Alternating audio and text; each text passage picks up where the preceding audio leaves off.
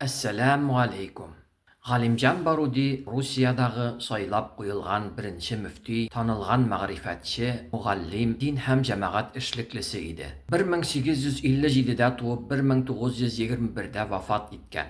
Казанның Галиев мәчетенең имамы иде. Ул бүгенге байларның уллары кебек үзе өчен генә кайгысыз бай яши ала иде. Ләкин ул университетлар белән чагыштырылган Казанның Мөхәммәдия мәдрәсәсенең оештыручысы һәм 34 еллык җитәкчесе иде.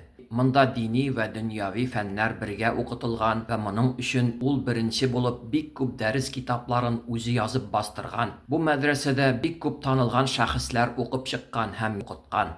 Ул 1907 елда Милли укытучылар корылтаеның оештыручыларыннан булган. Ул 1917-21 елларда 1552дән бире мөселманнар үзләре сайлап куя алган беренче дини башлык булган. Ул дин һәм фән мәсьәләләрен гади тел белән аңлаткан «Әд-дин вәл әдәб» мәҗәлләсен чыгарган. Ул Русия дәүләт думасына милләт вәкилләре сайланган Иттифак әл-Муслимин фиркасының коручы һәм җитәкчеләреннән булган. Ул 4288 китаплы үз китапханасын бинасы белән бергә Татарстан дәүләтенә бүләк иткән. Ул хутбәләрнең милләт аңлаган телдә сөйләнүе, хатын-кызларга уку кирәклеге, имам һәм җитәкчеләрнең мөмкин булса эш хакы яки садака алмаулары яхшырак булуы, милләтнең һәр тарафтан алга китүе һәм әхлаклы булуы тарафдары иде. Ул ачлык вакытында инкыйлаб көчләренең мөселман төбәкләрендә бөтен чәчү орлыкларын халыктан көчләп алуы ачлыкка китергәнен Сталинга язган һәм мөселман дөньясын ярдәмгә чакырып, ярдәм эшләрен оештырырга керешкән кеше иде.